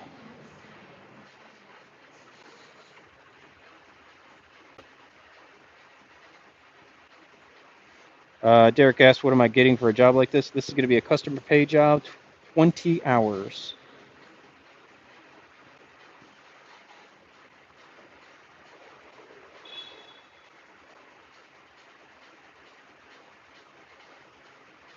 Guy saying I drank the corporate mechanic Kool-Aid.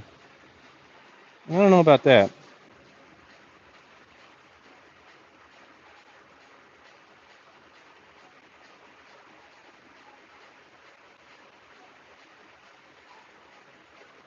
Adam Barger, why can't I get a lazy corporate mechanic to hand torque my lugs damn torque sticks?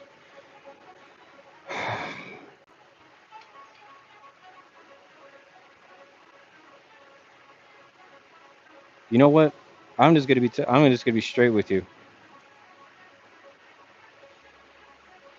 Like 1 out of 10 shops, you're gonna see the enforcements of using torque wrenches on lug nuts because torque sticks are everywhere and shops are okay with using it, and shops only care about one thing above all else. It's getting the car out of the shop and getting the customer to pay the bill. All right. So if that means that your loop techs are putting tires on 500% faster because they're using torque sticks, they're gonna let it happen because the rate of error for torque sticks is slim to none. That's why. That is why. They want that car in the air, they want the oil drop, they want the tires rotated, and they want the car out of the shop in 15 minutes. And if torque sticks makes that happen, then torque sticks make that happen. That's the honest truth.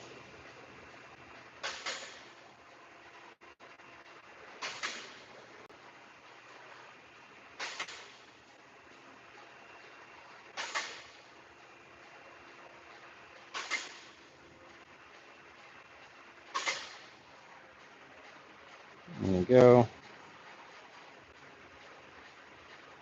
Man, people just want to come in here and just say crap all day.